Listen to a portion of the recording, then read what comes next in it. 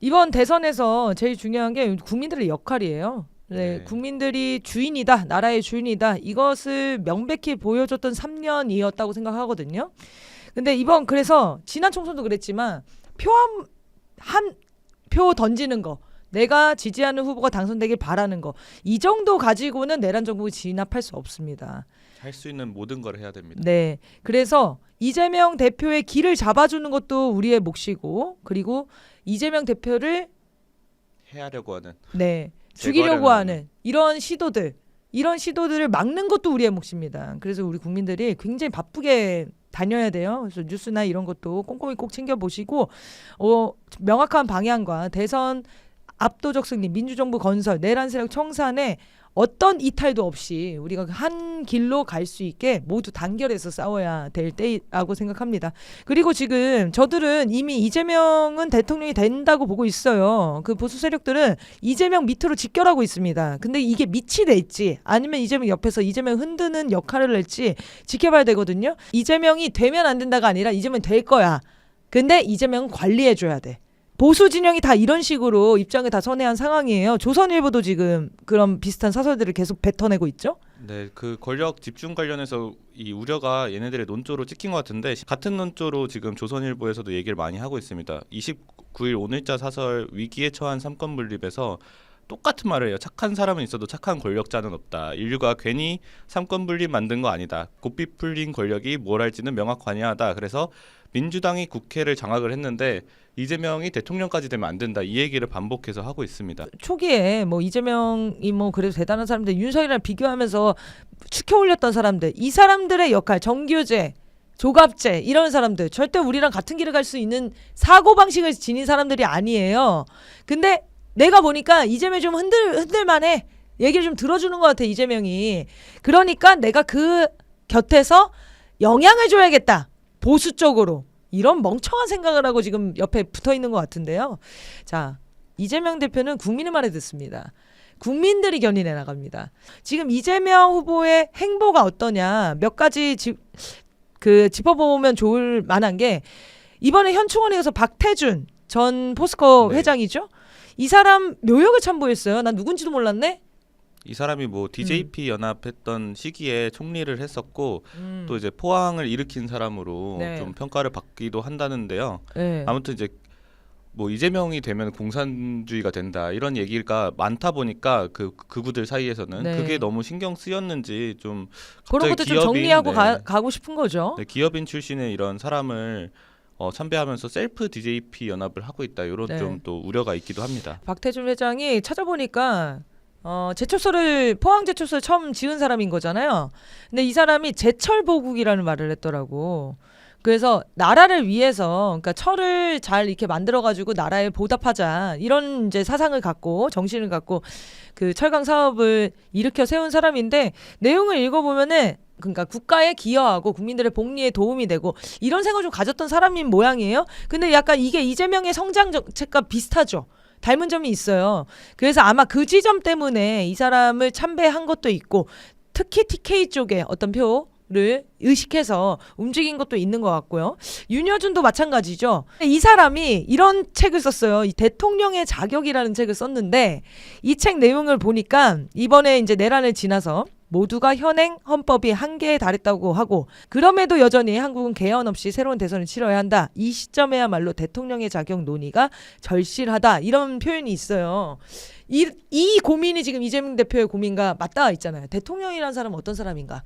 어떤 역할을 해야 되는 사람인가? 그래서 이런 사람들을 모으는 재미는 있을 것 같은데 얘기를 열심히 듣는 필요까지 있을까? 근데 실제로 이게 네. 어느 정도 뭐 이재명의 철학과 가치에 영향이 끼칠지는 전혀 모르겠는데 일단은 다 대선 전에는 다 모아보자. 이 윤석열을 반대하는 반윤 전선으로 일단 다 모아보자 뭐 이런 취지로 이해하면 될 것 같습니다. 그리고 윤여준이라는 사람이 캠프에 들어가서 실질적인 영향을 주냐 안 주냐 이 결정은 누가 하는 거냐면 국민들이 하는 거예요. 국민들이 방향을 정해주는 겁니다. 아, 윤여준이 내는 아니 개떡 같아. 그럼 국민들 그거 비판하면 돼요. 그러면 이재명이 판단을 하게 되는 거죠. 이제 대선을 앞두고 여기저기 온 사람들을 다 모으는 거는 대선 전략으로서는 좋을 수도 있습니다. 근데 우려하는 건 이거죠. 그런 사람들한테 휘둘릴까 봐. 그렇죠. 예. 중요한 건 국민들이 휘둘리지 않는 게 제일 중요한 거예요. 민주당에서 내란 특검법과 김건희 통합특검법을 동시에 재발의했어요. 이거 5월 중에 통과시켜서 6월 이후에 5월 중에 법사위에서 통과시킨 다음에 6월 안에 본회의에서 처리하겠다는 방침이에요. 근데 저번에 한번 이 특검법 좀 약간 누더기 됐었어요. 국힘당이랑 좀 협의해서 한번 통과시켜 보려고. 이제 그럴 필요가 전혀 없는 거 아닙니까? 그래서 원칙적으로 넣을 수 있는 거 다 넣어보자 이러면서 이제 종합특검법도 아니고 통합특검법이야. 내란 특검법에도 외환죄가 다시 들어갔고요. 좋습니다. 명태균 특검법 내용도 통째로 김건희 통합특검법에 들어갔습니다. 아 좋습니다. 그래서 건진법사 내용까지 알차게 들어갔어요. 네. 네. 그리고 뭐 기존 특검법에 있는 거는 김건희가 저지른 모든 범죄 상황이 다 들어가 있는 거거든요. 아 너무 설레는 상황입니다. 대선만 우리가 문제 없이 이겨내면은 다음 내란 청산의 힘은 확실히 받을 것 같습니다. 매국노들 얘기 좀 해보려고 하는데 네. 오늘 뉴스예요. 이게 김태호가 방미를 했다고 나왔더라고. 아 진짜 매국노들이 이제 생존할 방도가 없으니까 미국 형님 바지가랑이를 잡고 거의 생존을 구걸하고 있어요. 네. 구걸단이 아닌가 싶을 아니 정도로 이 정도면 미쳐 나 날뛰고 있어요. 미국으로 본국으로 돌려주세요 이런 신호나 다름없을 정도예요. 무슨 유랑단처럼 틈만 나면 미국 가가지고 살려달라. 우리나라에서 살 수가 없는 상황이잖아. 그러니까 당연히 미국에 바지가랑 붙잡는 건 알겠는데 미국 상황도 그렇게 녹록치가 않아요. 미국도 좀 귀찮을 수 있어요. 야 내가 너네까지 살려줄 상황은 아니야 라고 생각할 수 있어요. 어쨌든 그래서 김태호가 가서 무슨 폭넓은 합의를 하고 왔다, 협의를 네. 하고 왔다 이렇게 얘기를 하더라고. 아직도 국가안보실 1차장이라고 하는 게 너무 정말 놀라울 충격적이죠. 따름인데요. 얘 왜 안 잘렸어? 아니 왜 사직이 안 됐어요? 그러니까 윤석열은 파면됐지만 윤석열 정부에서 일했던 사람들은 정말 너무 요직에 그대로 있는 거 아니겠습니까? 네, 진짜 빨리 정권 바꾸고 싶습니다. 네, 근데 알렉스 웡인가요? 알렉스 네. 웡이라는 국가안보부 보좌관이랑 면담을 했다고 합니다. 이 면담한 자리에서 한국군과 주한미군의 역량이 더욱 큰 시너지 효과를 낼 수 있도록 협력 방안을 모색하겠다. 한미 동맹과 주한미군 관련한 문제를 언급을 하고 온 거고요. 또 하나는 방위산업이랑 조선업 협력 관련해서 국가안보실이 중심이 돼서 협력을 만들고 또 워킹그룹까지 조선업 관련해서는 신설하기로 야. 했다고 해요. 우리 정신 나갔어요. 한미 워킹그룹 트라우마 있어요. 진짜. 문재인 정권 때 이것 때문에 다 헤쳐먹은 거 아닙니까? 남북 관계가 다 발전이 파탄난 게 한미 못했죠. 워킹그룹 때문인데 지금 조선업 관련해서 워킹그룹을 신설한다고 했구나. 네, 워킹그룹에 맞들렸나 봐요. 지금. 근데 아무튼 내란으로 파면당한 정부가 심지어 내란에 가담 혐의가 있는 김태우 같은 경우에는 그 12.3 내란 직후에 이틀 만에 3번이나 핸드폰을 교체했다는 거잖아요. 네, 얘 막 블랙 요원들 만나고 다니고 그랬었잖아요. 그러니까요. 아니 진짜 이것도 웃긴 노릇인데 이런 가담 혐의자가 무슨 권리로 대한민국의 안보와 외교, 이 경제 문제의 주요 협상과 합의에 나서냐는 거죠.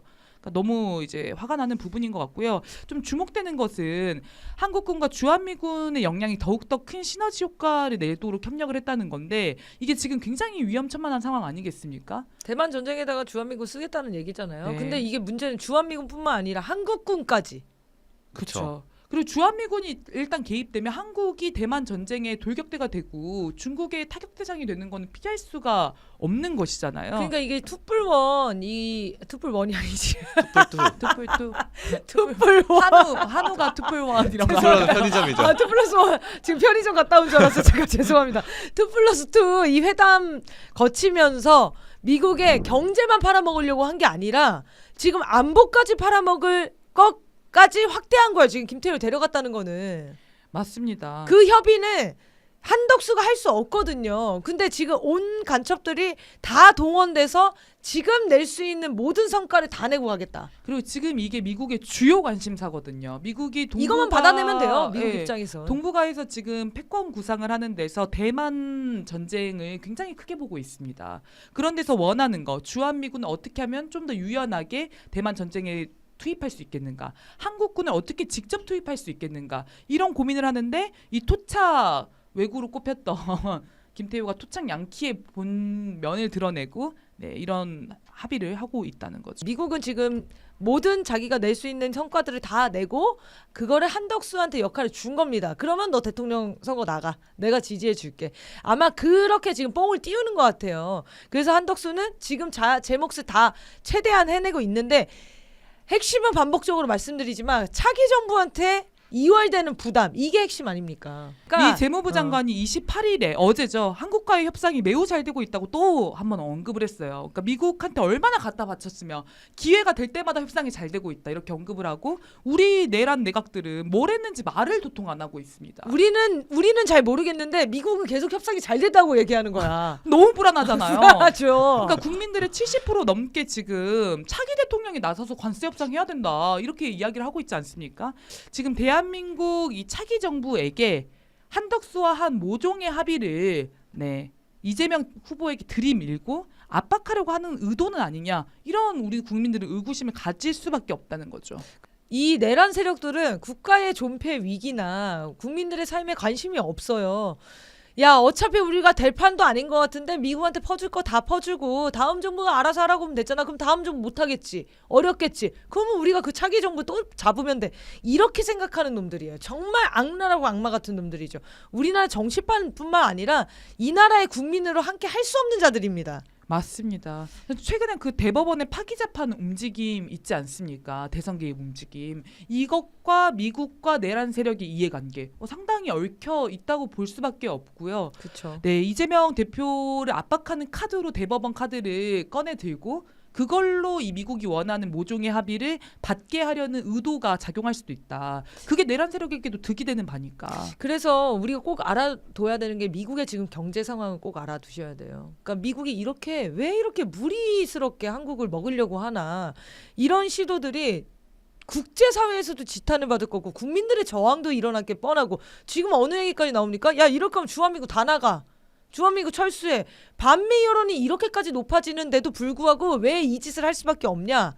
미국이 너무 어려워서 그래요. 정말 맞습니다. 한 푼이라도 티끌을 모으지 않으면은 미국 자체가 운영이 안 되는 상황이에요. 지금 관세 협상 보십시오. 90일 이후에 때렸는데 어떤 나라가 넘어갔어요? 아니 오히려 반미 여론이 들끓어가지고 그 친미 동맹국가 캐나다를 잃어버리는 결과로 지금- 이어지지 않았습니까? 친중 분위기랑 중국이랑 그럼 난 지금 중국이랑 할게. 그래서 지금 트럼프가 이러면 안 되는데 중국이랑 다시 협상 좀 해볼래요. 이렇게 하고 있어요. 네, 그리고 본보기로 원래 일본을 좀 잡아먹으려고 했잖아요. 근데 일본도 뛰었어. 그러니까 일본이 갑자기 탈주했어요. 어. 그 국내 여론이 너무 안 좋아지니까 우리 도장 찍기 직전에. 최대한 시간을 많이 갖겠다 이렇게 돼버리니까 본보기를 잡으려고 했던 일본이 없으니까 그런데 안 되겠다 싶은 거죠. 한국에는 여전히 자신한테 충성을 바치는 친미 세력이 있다라고는 판단이었던 거죠. 그게 한덕수, 최상목, 김태효 아닙니까?